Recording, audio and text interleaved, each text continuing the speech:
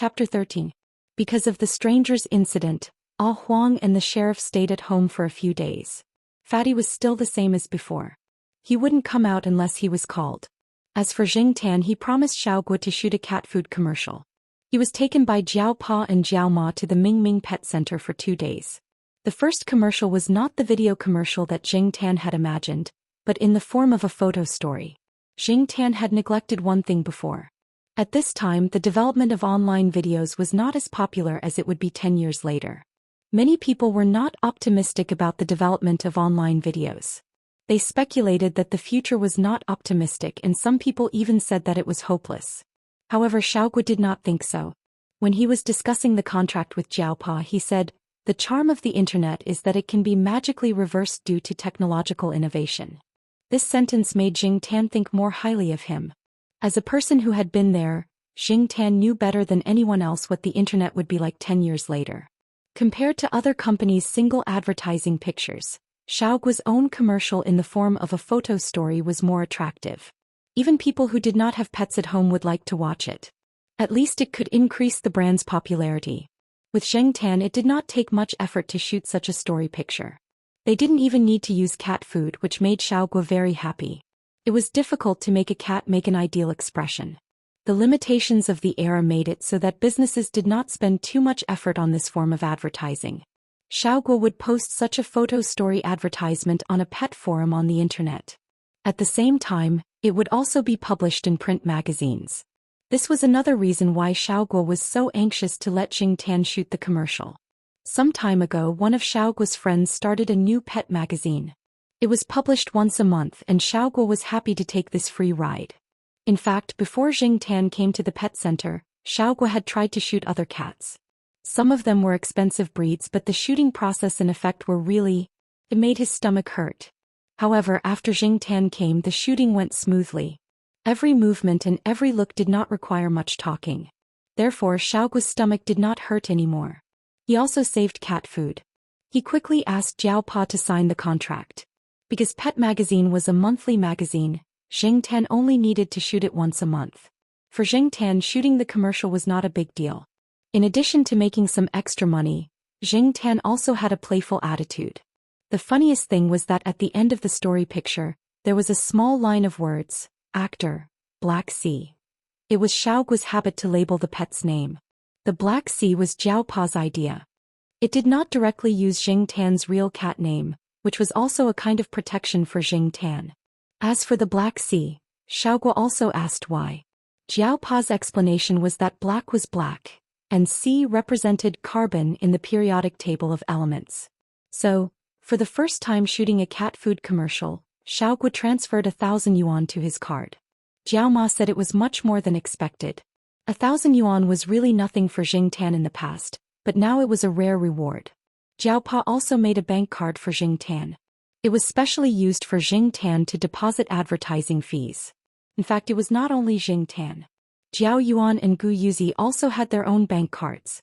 They would deposit their New Year's money, exam rewards and pocket money.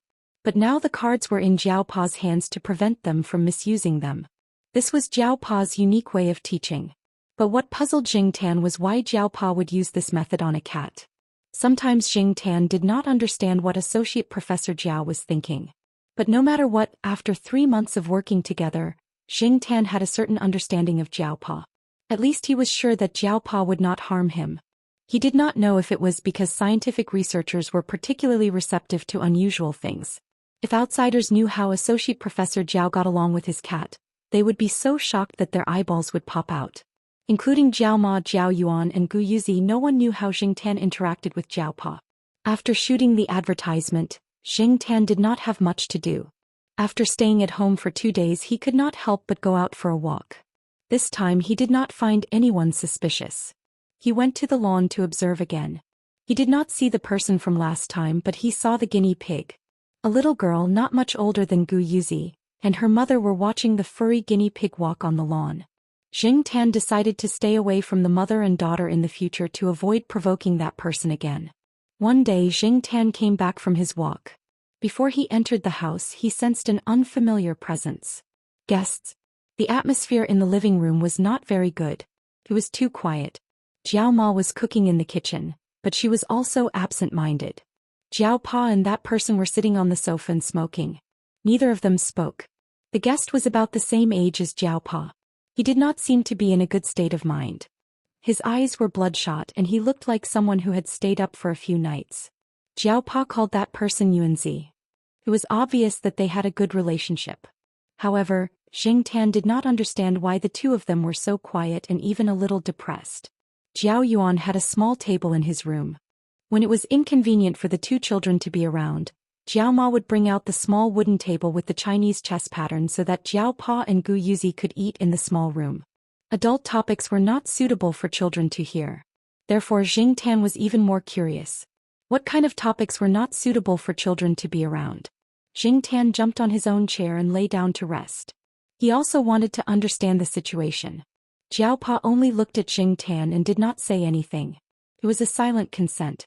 No matter how quiet he was before, after 3 glasses of wine he opened his mouth. Through the two men's tearful conversation, Xing Tan had a rough understanding of the situation. Jiao Pa's master's supervisor, Professor Yuan, who was also Yuanzi's father, had stage 4 lung cancer. He was not in good health and only had 2 months left. When Jiao Pa graduated from the University of South China, Professor Yuan went abroad. Since Professor Yuan was not around, Jiao Pa did not stay at the University of South China. Instead he returned to his hometown Jinghan province to teach in Chuhua. The University of South China was the leader of the universities along the southern coast of China. It had the same status as Chuhua University in central China. Jiao Ma and Jiao Pa had a good relationship with Yuanzi when they were at the University of South China. Naturally, Yuanzi also had a good relationship with Professor Yuan. When they heard about Professor Yuan's death, both of them were very sad. Yuanzi did not inherit his father's legacy. He did not have the heart to do research. In other words, he did not have the heart to do research. Just like Xing Tan, he was a prodigal. Xing Tan did not know what Yuanzi had experienced after graduation. He also did not know how much Yuanzi had suffered because of his father's illness. Based on the conversation between the two, Yuanzi had changed a lot. Just like what Jiao Pa had said, a prodigal son has turned over a new leaf. It was said that a prodigal son who turned over a new leaf was more precious than gold. However, most of the time a prodigal son would rather stay a prodigal son forever. This was because the price of turning over a new leaf was huge. He would rather not turn back in exchange for that price.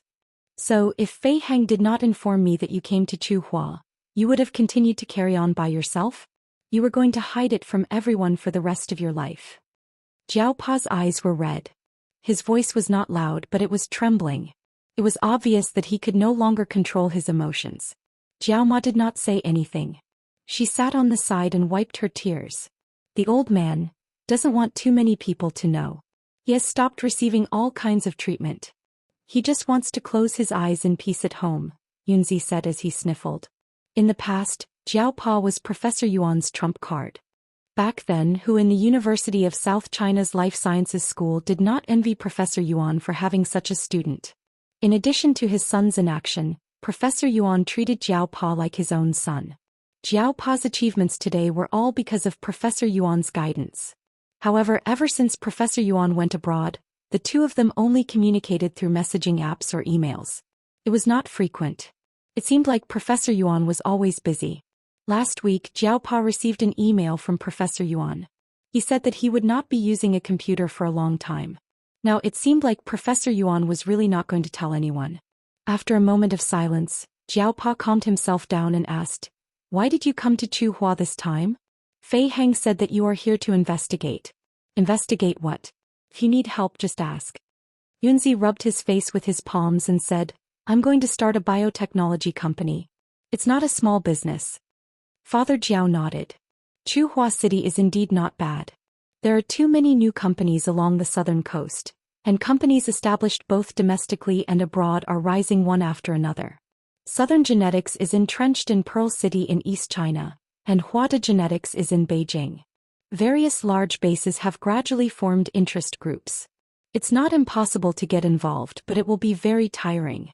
In comparison, Central China is much less competitive, and its development is much faster. Xing Tan did not understand what the Jiao Pa and Yuanzi were discussing. He did not know what the company was going to do. So after listening for a while he went to Jiao Yuan's room. A few days later, Jing Tan was called to Jiao Pa's room. He was told that the Jiao family was going to the northeast. Professor Yuan's hometown was in the northeast. Jing Tan could understand why the Jiao Pa made this decision. But this meant that he would be alone at home? The Jiao Pa asked Jing Tan for his opinion. If Jing Tan wanted to go with them, the Jiao Pa would borrow a car and drive to the northeast. This way it would be more convenient to bring Jing Tan along. Jing Tan thought for a while and shook his head. If they were going to the south he would definitely follow them. He wanted to know if his other self was still alive. But this time they were going to the north. He did not want to go. Jing Tan did not want to be sent to the pet center. He also did not want to stay at someone else's house. So the Jiao Pa gave Jing Tan a key. Before the family left they took turns to remind Jing Tan. The conclusion was, when you are alone at home be good. Don't open the door for strangers. Jing Tan. Did they really think that he was a child? The Jiao Yuan and Gu Yuzi left. They took out their snacks and piled them on the sofa. They were afraid that their cat would starve. After the Jiao family left, Jing Tan looked at the empty house. He suddenly felt that the old house had become much bigger. This was so King boring. Jing Tan rolled around the sofa in the living room. He then hung upside down on the edge of the sofa and looked at the upside-down view. Finally, Jing Tan's gaze landed on the calendar in the living room. The Jiao Pa said that they would be away for a week. Today was Wednesday. He had to wait until next Wednesday. Wednesday? Jing Tan rolled over and stood up.